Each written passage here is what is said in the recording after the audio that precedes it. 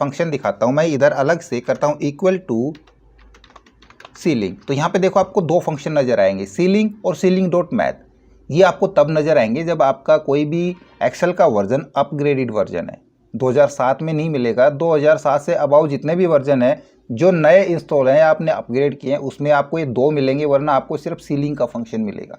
देखो इस पर येलो मार्क आ रहा है, इसका मतलब ये ओल्ड फंक्शन है, इसको रिप्लेस करके इसकी जगह सीलिंग डॉट मैथ एक नया फंक्शन यूज़ किया है। दोनों के अलग अलग आर्गूमेंट है। यदि मैं सीलिंग को करके ब्रैकेट स्टार्ट करता हूं तो आपको आर्गूमेंट दो ही नज़र आएंगे, दोनों कंपलसरी हैं, दोनों मैंडेटरी है। या फिर सीलिंग डॉट मैथ यूज़ करता हूं, यहाँ पे करता हूं मैं ब्रैकेट स्टार्ट, तो अब देखो यहाँ पे तीन आर्गूमेंट नज़र आ रहे हैं आपको, है ना। जो नंबर्स है वो मैंडेटरी है, उसके बाद सिग्निफिकेंस और मोड ये ऑप्शनल है। इनका भी मैं यूज़ बताऊँगा। पहले ये बता दूँ कि ये दोनों फंक्शन फाइनेंशियल फंक्शन है, नॉर्मल यूज़ के नहीं है। जो फाइनेंस में काम करते हैं उन्हीं के यूज़ के हैं।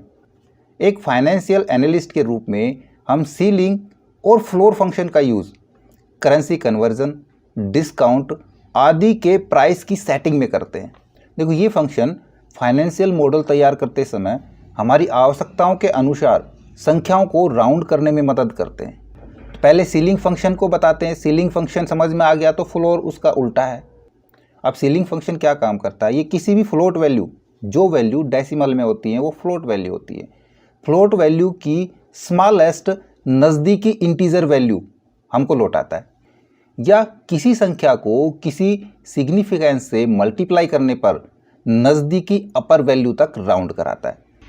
और इसके विपरीत फ्लोर को देखें तो फ्लोर किसी भी फ्लोट वैल्यू की बिगेस्ट नज़दीक इंटीजर वैल्यू हमको लौटाता है, या किसी संख्या को किसी सिग्निफिकेंस से मल्टीप्लाई करने पर नज़दीकी लोअर वैल्यू तक राउंड करवाता है ना। दोनों सेम है, एक सीलिंग का काम करेगा, एक डाउन में फ्लोर का काम करेगा।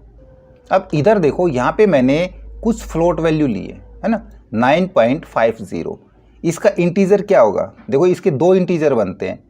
फ्लोट का इंटीजर जो राउंड में होगी वो इंटीजर वैल्यू होती है, और डेसिमल में होती है फ्लोट वैल्यू होती है। तो इसकी 9 इंटीजर वैल्यू होगी, या फिर इसको थोड़ा सा बढ़ाएं तो 10 इंटीजर वैल्यू होगी।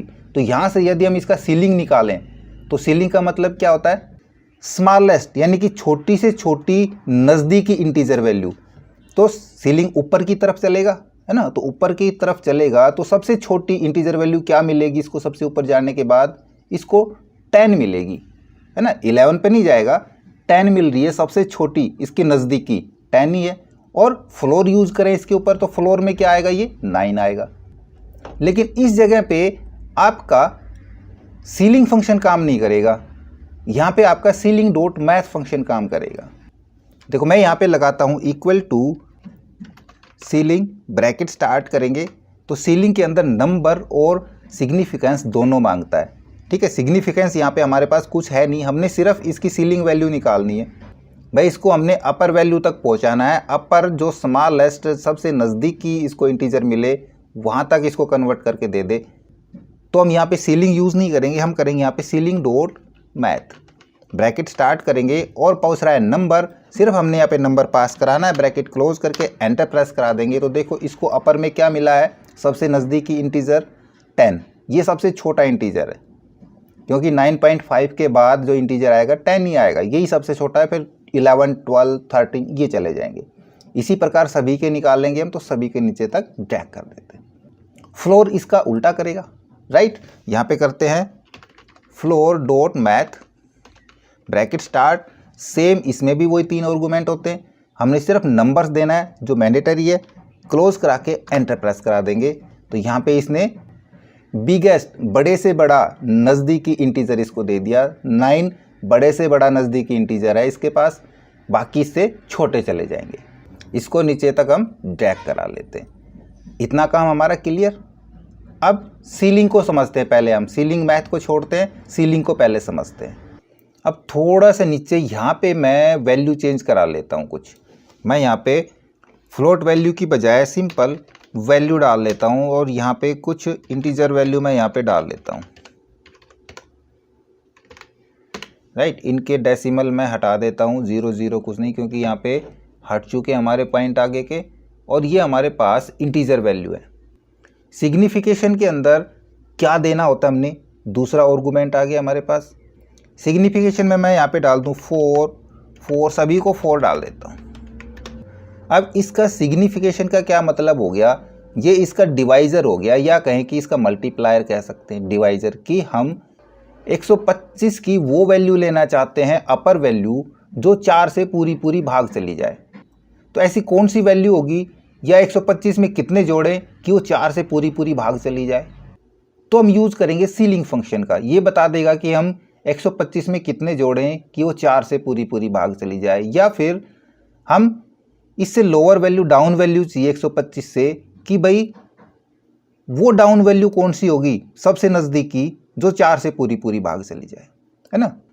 सबसे नज़दीकी वैल्यू देखनी हमने, ना कि अपनी मर्जी से जोड़ देना है कि 125 के बाद वो कौन सी संख्या होगी जो 4 से पूरी भाग चली जाए, या 125 से पहले वो कौन सी संख्या है जो 4 से पूरी भाग चली जाए। तब हम सीलिंग का भी यूज़ कर सकते हैं यहाँ पे, और सीलिंग डॉट मैथ का भी यूज़ कर सकते हैं। पहले तो सीलिंग का यूज़ करते हैं, हम करते हैं सीलिंग, और इसके अंदर देखो 2 आर्गुमेंट है, दोनों मैंडेटरी हैं, दोनों पास कराने पड़ेंगे। नंबर हमारे पास ये है, कोमा इसका मल्टीप्लायर या सिग्निफिकेंस, ये हो गया हमारा, ब्रैकेट क्लोज करके एंटर प्रेस कराएंगे तो 128 जो वैल्यू, 125 के बाद 128 वैल्यू आएगी जो 4 से पूरी पूरी भाग चली जाएगी। इसी प्रकार हम सभी को यहाँ पे चेक करा सकते हैं।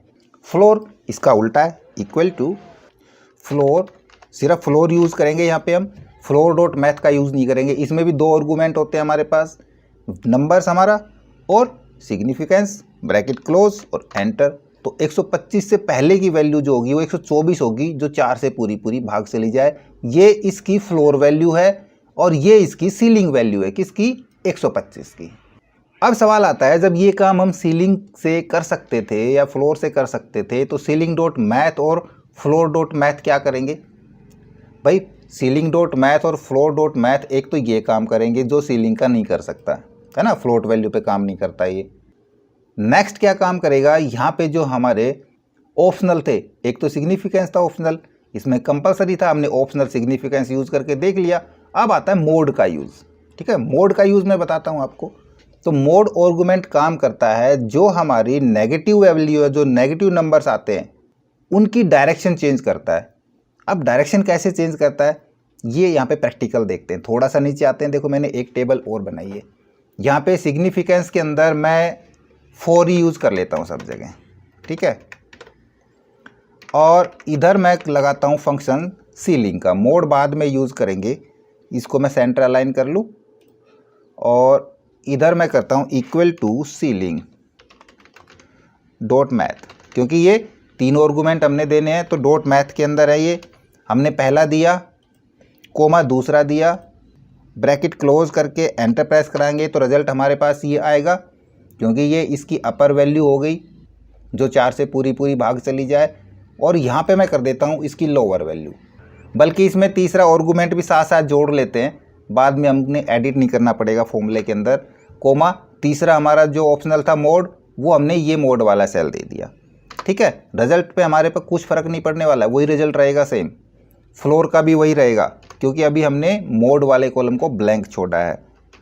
मैं करता हूँ यहाँ पे फ्लोर डॉट मैथ और इसके अंदर भी तीनों आर्गुमेंट दे देता हूँ। हमारा नंबर्स हो गया, कोमा हमारा significance, comma mode, bracket close enter. अब यहाँ पे देखिए क्या फ़र्क पड़ने वाला है। अब किसी भी एक वैल्यू को मैं नेगेटिव वैल्यू करता हूँ, यहाँ पे 67 है, इसको मैं करता हूँ -67। अब इसको हमने राउंड करना है अप, कितना अप करना है कि ये 4 से पूरी भाग चली जाए इसके नज़दीकी वैल्यू। लेकिन यहाँ पे क्या दिखा दिया अब में, -64 डाउन में चला गया है। कुछ 4 से भाग तो जा रही है लेकिन माइनस में उल्टा जा रही है, तो इसको हमने रिवर्स डायरेक्शन चेंज करानी है इसकी। तो यहाँ पे एक्चुअल में होना क्या था, यहाँ पे लगभग आपका -68 आना था और यहाँ पे -64, तो इनको रिवर्स कराना है अब हमने। तो देखो यहाँ पे मैं यूज़ करता हूँ 0, मैं सब जगह यहाँ पे 0 डाल देता हूँ। तो 0 क्या होगा, यहाँ पे देखो कि यदि जो मोड आर्गुमेंट है वो बराबर है 0 के, हमने 0 के बराबर ही लिया ना, तो negative number are rounded up towards 0। Otherwise अगर 0 के अलावा हम कोई और वैल्यू ले लेते, कोई भी वैल्यू डाल दें, 1 2 3 4 जो भी वैल्यू डाल लें, तो देखो यहाँ पे mode argument is equal to any other numeric value, then क्या होगा, negative number are rounded up away from zero, right. देखो यहाँ पे करके हम यहाँ पे जो माइनस हुआ था इसकी जगह मैं 1 डालता हूँ। आप देखो तो जो हमको यहाँ पे चाहिए था राउंडेड अप, है ना, -67 के बाद हमने ऊपर चाहिए था ना कि डाउन में। वैसे एक्चुअल तो जाना तो डाउन में चीज़ें, माइनस में चल रहे हैं, 0 से अप चल रहे हैं ना, तो ये तो सही गया था अपने हिसाब से, लेकिन हमने इसको रिवर्स कराना है। तो रिवर्स कराने के लिए हम मोड फंक्शन का यूज़ करते हैं, मोड आर्गुमेंट का यूज़ करते हैं, जहाँ पे यदि 0 है तो वो बाय डिफ़ॉल्ट डायरेक्शन में जाएगा, और यदि हमने वहाँ पे अदर वैल्यू डाल दी तो वो उसको रिवर्स मोड कर देगा। दोनों को इसने पलट दिया। ये सिर्फ नेगेटिव नंबर को पलटेगा, पॉजिटिव नंबर को नहीं पलटेगा। यहाँ पे मैं 1 यूज़ करता हूँ, नहीं पलटा, या फिर 2 यूज़ करता हूँ, यहाँ भी हम 4 यूज़ करके देखें, देखो कुछ फ़र्क नहीं पड़ने वाला। यहाँ भी हम 1 2 जो यूज़ करें, सिर्फ ये 0 और एनी अदर नंबर से फ़र्क पड़ता है। यदि 0 है तो बाय डिफ़ॉल्ट उसी अप पोजीशन में रखेगा, और यदि अप पोजीशन हमने 0 से अप करानी है, डायरेक्शन चेंज करानी है, तब हम वहाँ पे किसी अदर वैल्यू का यूज़ कर लेंगे। अब आपने एक चीज़ नोटिस करी होगी कि ये जो हम काम कर रहे हैं सीलिंग और फ्लोर का, अप या लो में जा रहे हैं, तो ये काम तो हमने पहले भी आपको बताया था जब हमने आपको एम राउंड फंक्शन करना बताया था ना, राउंड एम राउंड। तो एम राउंड उस वैल्यू को वहाँ तक राउंड तो कर देता है, बट वो अपने अकॉर्डिंग बाय डिफ़ॉल्ट उसको अप भी ले जा सकता है, डाउन भी ले जा सकता है। और फ्लोर और सीलिंग क्या करते हैं, फ्लोर सीलिंग उसको अप ही लेके जाएगा और फ्लोर डाउन में लेके आएगा। देखो यहाँ पे मैं एम राउंड का यूज़ करता हूँ, करते हैं हम equal to M round, bracket start करेंगे तो यहाँ भी देखो 2 ही आर्गुमेंट है, एक नंबर और मल्टीप्लायर। नंबर हमारे पास ये था, कोमा, मल्टीप्लायर मैंने ये ले लिया, ठीक। इसी प्रकार से हमने सीलिंग का लिया है ना। ब्रैकेट क्लोज कराते हैं, एंटर प्रेस कराएंगे, देखो यहाँ पे आप देखोगे रिजल्ट इसने दिया 124। ये एकदम नज़दीकी पकड़ता है, चाहे वो अप में हो चाहे डाउन में हो। यहाँ पे 128 आया था और फ्लोर का 124 आया, तो इसने नज़दीक कौन सा पकड़ा है, 125 के तुरंत नज़दीक 124 है ना। अब इसको नीचे तक लेके देखते हैं हम, देखो यहाँ पे आया 60, इसने इसके नज़दीक ऊपर 59 से तुरंत अबाउ 60 ये वाला ले लिया। यहाँ पे नम एरर दिखाइए क्योंकि यहाँ पे नेगेटिव नंबर है। मैं यहाँ पे इसको पॉजिटिव कराता हूँ पहले, तो देखो 68 सिर्फ एक ही बढ़ाया, अप में चला गया है ना, ये वाला इसको डाउन में ले लिया होगा। तो ये किसी भी पोजीशन पे जा सकता है, उसको उस डिवाइजर से डिवाइड कराने के लिए फिक्स नहीं है, हमको फिक्स ही कराना है, अप में लेना है या डाउन में लेना है, तब हम सीलिंग का या फ्लोर का यूज़ करेंगे। इसके अलावा सीलिंग फ्लोर का आपने यूज़ देखा मोड का, या फिर सीलिंग फ्लोर का यूज़ देखा आपने फ्लोट वैल्यू को इंटीजर वैल्यू में कन्वर्ट कराने के लिए। अब इंटीजर वैल्यू में कन्वर्ट कराएंगे तो इंटीजर फंक्शन भी है। देखो मैं यहाँ पे करता हूँ integer function equal to INT और नंबर, ये ब्रैकेट क्लोज, एंटर। अब ये इंटीजर में कर रहा है इसको, लेकिन किस हिसाब से करेगा ये इंटीजर को, सिर्फ डेसिमल वैल्यू को ये 0 कर देगा और ये कुछ भी नहीं करेगा। जो फ्लोट वैल्यू है उसको सिर्फ इंटीजर में कन्वर्ट करेगा, ना कि हमको ये नियरेस्ट स्मॉलेस्ट इंटीजर या नियरेस्ट लार्जेस्ट इंटीजर लौटा के देता है ना।